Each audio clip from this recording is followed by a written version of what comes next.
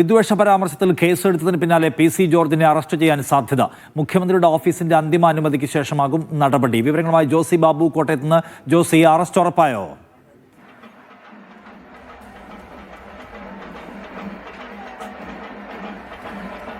നിഷാദ്, അറസ്റ്റിനുള്ള സാധ്യത തെളിയുകയാണ്. ഇന്നലെയാണ് വിദ്വേഷ പരാമർശത്തിൽ ഈരാറ്റുപേട്ട പോലീസ് കേസെടുത്തത്. യൂത്ത് ലീഗിന്റെ പരാതിയിലാണ് കേസെടുത്തത്. കലാപബഹുമാനം, മതസ്പർദ്ധ വളർത്തൽ, സാമൂഹ്യവിരുദ്ധ പ്രവർത്തനം എന്നിവ അടക്കമുള്ള ജാമ്യമില്ലാ വകുപ്പുകൾ ചുമത്തിയാണ് കേസെടുത്തത്. ഇതിന് പിന്നാലെയാണ് പോലീസ് അറസ്റ്റ് ചെയ്യൽ നടപടിയിലേക്ക് കടക്കുന്നത്. മുഖ്യമന്ത്രിയുടെ ഓഫീസിന്റെ അന്തിമ അനുമതി ലഭിച്ച ശേഷം അറസ്റ്റ് ഉൾപ്പെടെയുള്ള നടപടികളിലേക്ക് കടന്നേക്കുമെന്നാണ് ഇപ്പോൾ അറിയാൻ കഴിയുന്നത്. അതേസമയം തന്നെ അറസ്റ്റ് സാധ്യത മുന്നിൽ കണ്ട് പി.സി. ജോർജ് മുൻകൂർ ജാമ്യത്തിന് സാധ്യത തേടുന്നുണ്ടതായും വിവരങ്ങളുണ്ട്. അതേസമയം ഇന്ന് പരാതിക്കാരായ ഈരാറ്റുപേട്ട മുനിസിപ്പൽ യൂത്ത് ലീഗ് കമ്മിറ്റിയുടെ പ്രസിഡന്റ് യഹിയ അടക്കമുള്ളവരെ വീണ്ടും പോലീസ് ഈരാറ്റുപേട്ട സ്റ്റേഷനിലേക്ക് വിളിപ്പിച്ചിട്ടുണ്ട്. പ്രത്യേകിച്ച് ഈ പരാതിക്കൊപ്പം നൽകിയ വീഡിയോ ഒരിക്കൽ കൂടി പരിശോധിക്കുന്നതിനും അതോടൊപ്പം തന്നെ വിവാദമായ ചാനൽ ചർച്ചയുടെ ചിത്രങ്ങളടക്കം വീണ്ടും സമർപ്പിക്കുന്നതിനും അത് ക്രോസ് ചെക്ക് ചെയ്യുന്നതിനും വേണ്ടിയാണ് പരാതിക്കാരെ വീണ്ടും വിളിപ്പിച്ചിരിക്കുന്നത്. എന്തായാലും പി.സി. ജോർജിന്റെ വിവാദ പരാമർശത്തിൽ ഇന്നും വിവിധ സംഘടനകൾ SDP അതോടൊപ്പം ശ്രീനാരായണ ധർമ്മവേദി അടക്കമുള്ള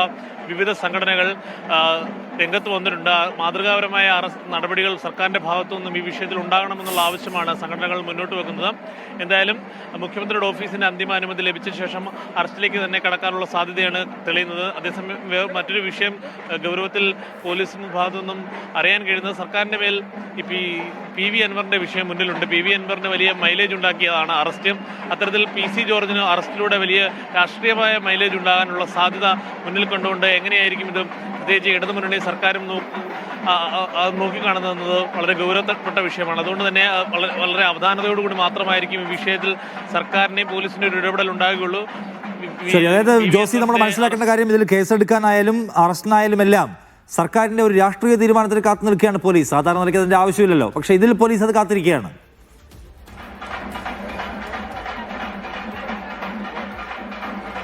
തീർച്ചയായും അങ്ങനെ തന്നെ വേണം നിഷാദ് കരുതാൻ. കാരണം കേസെടുക്കുന്നതിൽ നമുക്കറിയാം പരാതി 6-ാം തീയതിയാണ് യൂത്ത് ലീഗിന്റെ അടക്കമുള്ള വിവിധ സംഘടനകളുടെ പരാതി വിവിധ പോലീസ് സ്റ്റേഷനിൽ ലഭിച്ചത്. സംസ്ഥാനത്തുടനീളം 7ഓളം പരാതികൾ ലഭിച്ചു. പിന്നീട് 10-ാം തീയതി മാത്രമാണ് കേസെടുക്കുന്നത്. നമ്മളടക്കമുള്ള മാധ്യമങ്ങൾ ഈ വിഷയം സജീവമായി ചർച്ച ചെയ്യുകയും അതോടൊപ്പം പൊതുസമൂഹത്തിൽ നിന്ന് വലിയ വിമർശനങ്ങൾ ഉണ്ടാകുകയും ചെയ്തു.